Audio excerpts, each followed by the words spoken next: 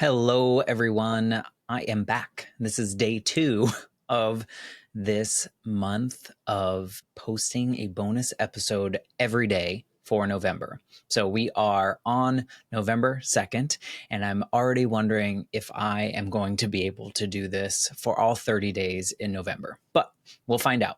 And so I don't have a big plan going into it. I did ask a little AI chat GPT for some suggestions of things that I can cover for each of these. But I will also ask you, if you're listening and you want to give a question that I can answer on one of these episodes, please send me a message on Instagram or send me an email, matt@thelifeshiftpodcast.com, and I will get that and hopefully answer that, obviously, if I can. So today's suggested question is to discuss some key lessons from my career journey.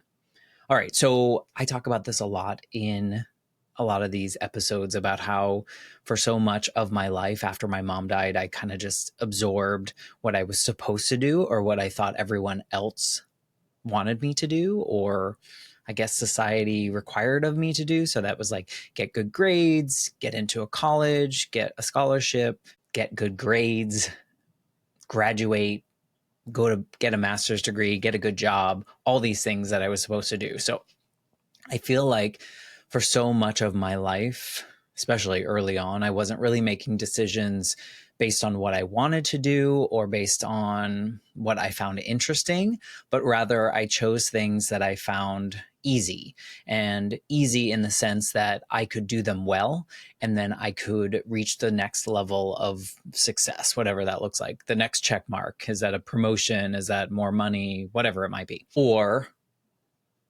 I would do well and have something steady. So there were a lot of things that went along with that. So like after college, I was like, oh God, what do I do? How am I going to get a job? What am I going to do that is something better than working in a mall, which is what I did during college. So instead of getting a job, I was offered from the University of Central Florida. They were starting a 1-year master's program, an MBA program. It was actually 10 months. And they offered it to me for next to nothing. They needed good students to come in so that they could boost up this brand new program that does not exist anymore. So it wasn't a good idea to begin with.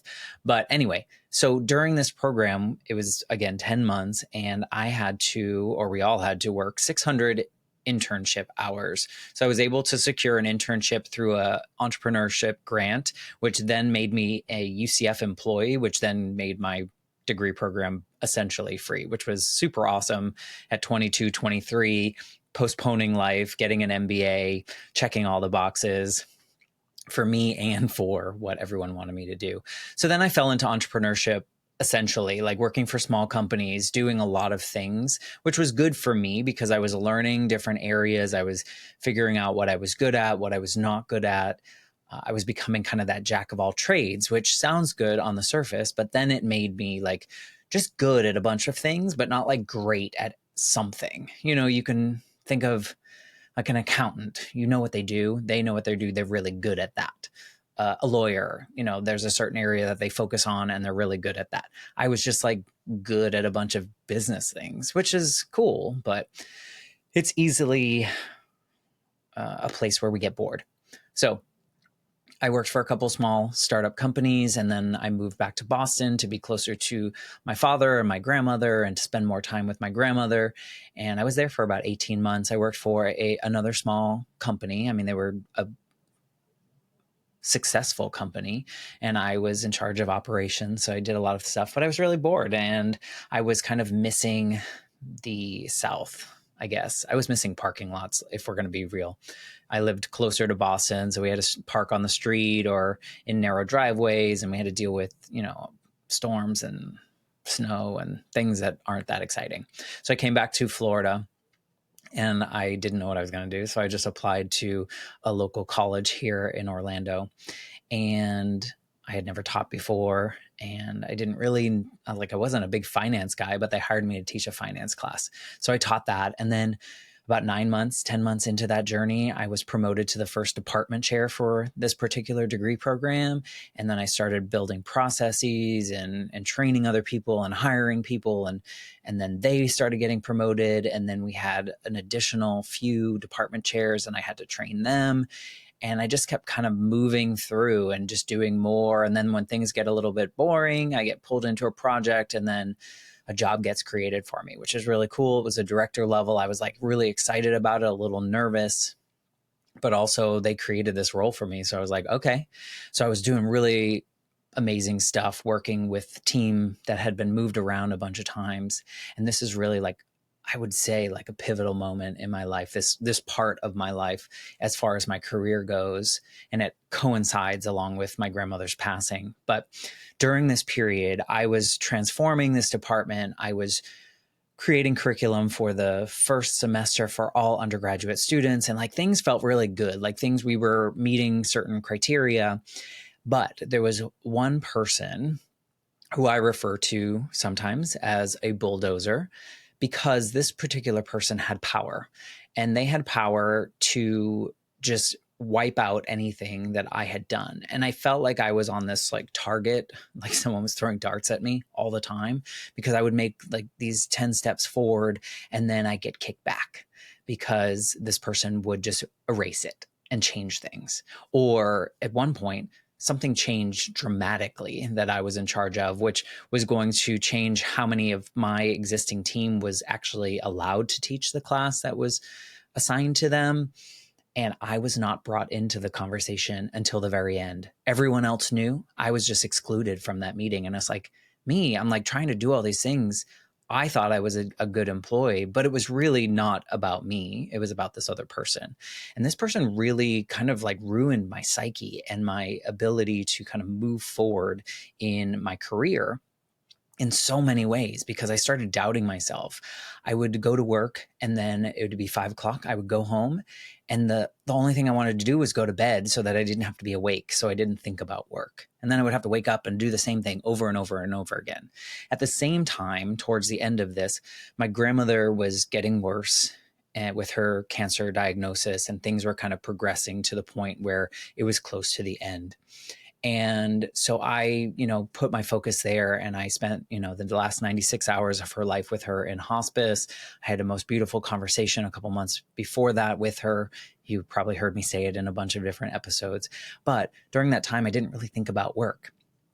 After she passed, I came back and I said, hey, everyone, I'm going to take the FMLA leave. I'm going to leave for 10 weeks and I'm just going to focus on grief. I'm going to focus on me. I'm going to do the things.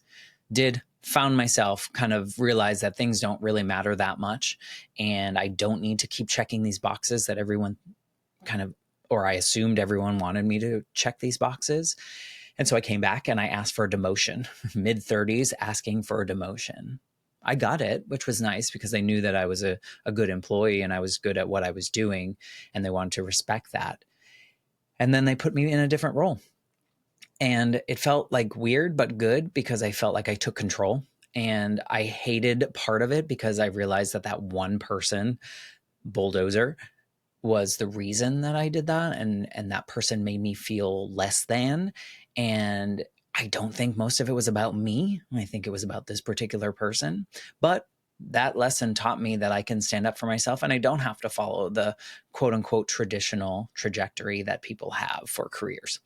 So after that, moved to Colorado, had a little sabbatical, enjoyed my time out there, came back, got a job that I hated, worked there for 3 months. I didn't feel great in that environment. So again, I left the job without having any kind of backup. And I took 5 months off and I was able to travel and kind of went to Thailand with a friend that wasn't really we weren't great friends before. And we went to Thailand for 10, 11 days and we got to be great friends. And now we're great friends. She's on episode 4. Her name is Adrian.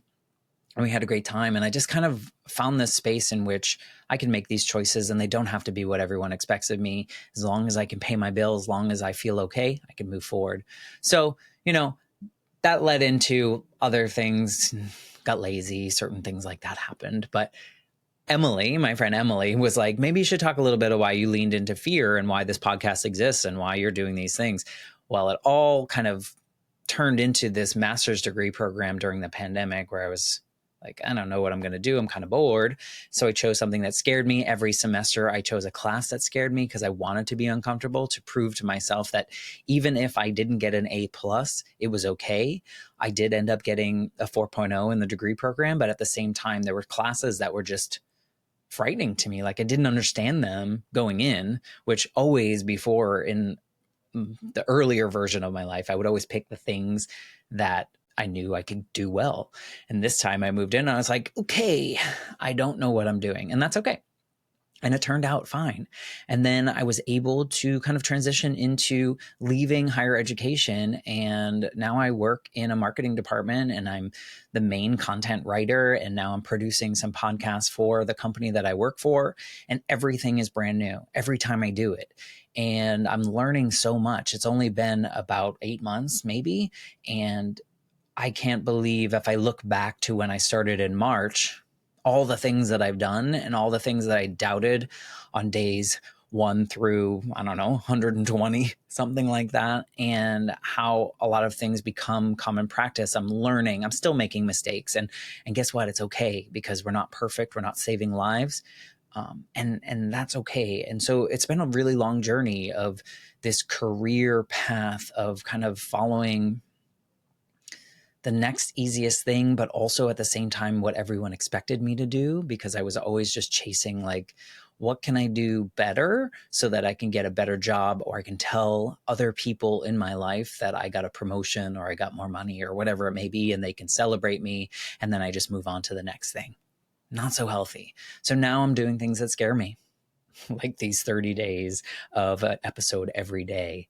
So this is episode 2 of 30 days of a daily episode, and maybe you get a little bit of my journey. If you know me, then you know the story of Bulldozer and you know who I'm talking about. If you don't know me, you probably know a bulldozer in your life, and don't let them do it. Don't let them break your psyche. Make the decisions that make sense for you, not what you think everyone else wants you to do. So if it means asking for a demotion, if it means quitting your job to find something else, knowing full well that you can, then do it.